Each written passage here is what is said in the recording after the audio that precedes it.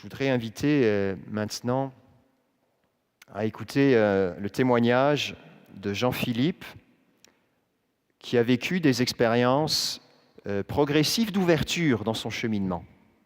Et on va dialoguer ensemble. Voilà.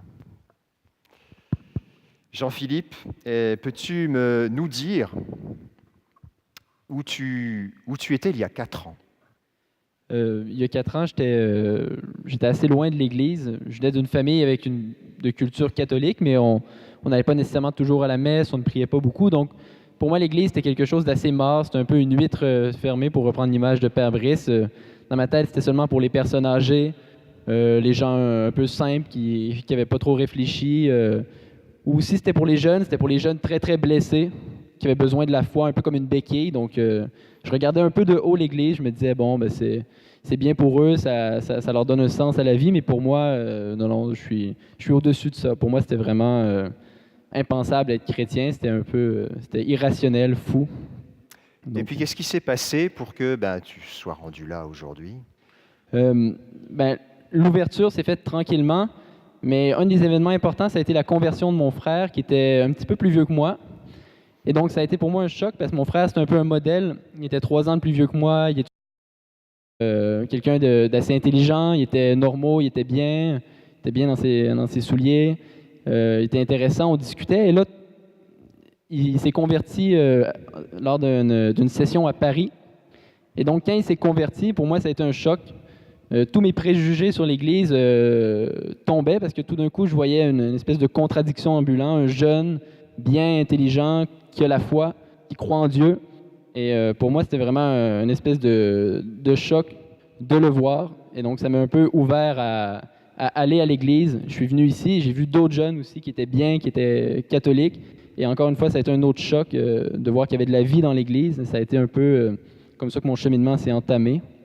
Puis est-ce que toi-même, tu as vécu cette expérience où Jésus s'est plus approché de toi, s'est penché de toi, t'a pris à l'écart? Oui, et ça a été un peu dans la même année où je suis retourné à l'église, à l'hiver 2015. J'avais recommencé à venir à l'église et j'avais un désir de vivre une vie plus saine, d'être moins centré sur moi-même, de davantage aimer mes parents, aimer ma copine de l'époque, aimer mes amis.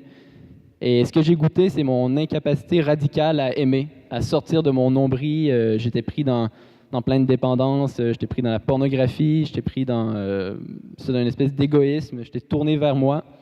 Et donc, je goûtais mon incapacité à aimer. Et c'est à ce moment-là que j'ai commencé à venir à des groupes de prière. Et pour la première fois depuis je ne sais pas combien d'années, peut-être la première fois de ma vie, je suis allé me confesser à un groupe de prière. Et en allant me confesser une première fois, puis une deuxième fois, et en y retournant, j'ai vraiment fait l'expérience de l'amour de Dieu pour moi. Donc, Dieu cessait d'être une espèce d'être lointain qui a fait l'univers, qui est intelligent, qui est tout-puissant, mais c'était vraiment une personne, c'est rendu quelqu'un qui m'aimait. C'était vraiment... je comprenais enfin qu'est-ce qu'on disait quand on disait que Dieu est miséricordieux, qu'il est amour. Eh bien, je l'expérimentais dans la confession et aussi dans l'adoration que je venais de commencer à l'époque. Donc, ça a été vraiment là ma rencontre plus personnelle avec Dieu. Et puis, qu'est-ce qui s'est passé ensuite? Qu'est-ce que ça a changé, cette rencontre plus personnelle avec Dieu? Premièrement, ça m'a vraiment emmené à dépasser des choses que je n'étais pas capable de faire. Donc, ça m'a commencé à me transformer le cœur, à me soucier davantage des autres. Il y a eu un désir aussi de prier davantage. Donc, maintenant que je venais de rencontrer cette personne qui m'aimait, il y avait un désir de toujours plus prier, de toujours plus l'accueillir dans ma vie, de vraiment me laisser transformer, façonner par lui, et un grand désir aussi d'évangéliser. Ça a l'air d'un gros mot, mais d'annoncer la bonne nouvelle, de partager cette joie. J'ai rencontré une personne, un être qui m'aime, j'ai rencontré Dieu qui m'aime, eh bien, je voulais le partager, je voulais le dire à tout le monde. Et donc, ça a vraiment bouleversé ma vie, ça l'a retourné vers Dieu plutôt que vers moi. As-tu pris des petites décisions d'ouverture depuis ces 4 années que tu chemines? Est-ce qu'il y a des petites décisions comme ça dans ton cheminement que tu as prises à travers des engagements? Ouais. Un des engagements qui a été assez important pour moi, c'était le parcours Y, il y a 3 ans. C'était un parcours avec des jeunes hommes catholiques à la paroisse. Et donc là, ça a été une occasion, à chaque semaine, on se rencontrait, on louait, on partageait. Et ça a été l'occasion d'avoir des vraies amitiés chrétiennes édifiantes. où est-ce qu'on s'exhortait, on s'engageait, on se soutenait dans nos combats, nos difficultés, le désir de prier, de soutenir. Donc ça a été un engagement, l'engagement de prier quotidiennement, le matin, le soir, l'adoration à chaque semaine, au moins 1 heure. Donc ça a été des occasions pour toujours plus laisser le Seigneur envahir ma vie, pas seulement être là le dimanche soir à 19h, mais qu'il soit vraiment présent dans toutes les facettes. Une image que j'avais, c'est comme ouvrir plusieurs fenêtres chez dans une pièce et ouvrir plusieurs fenêtres pour laisser l'Esprit Saint rentrer. Donc, ça a été plusieurs engagements comme ça, la prière. Et puis, quelle est cette nouvelle fenêtre que tu es en train d'ouvrir, là?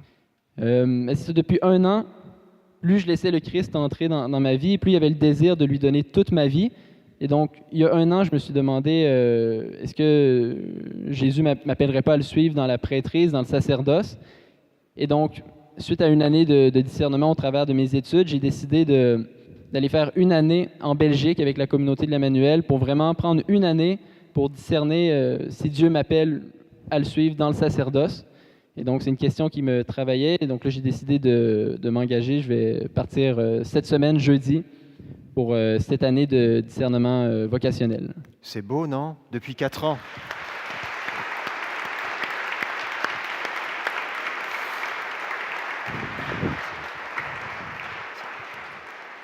Merci Jean-Philippe, merci pour ce beau témoignage. Jean-Philippe se tiendra à la fin de la messe dans l'entrée.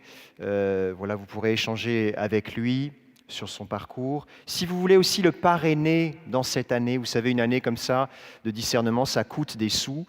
N'hésitez pas à le parrainer. C'est aussi un beau lien avec ce que le Seigneur voudra faire de sa vie. Il ne sait pas encore, c'est une année de discernement. N'hésitez pas, il pourra vous offrir des petits feuillets pour vous engager aussi à vivre concrètement le soutien de la mission.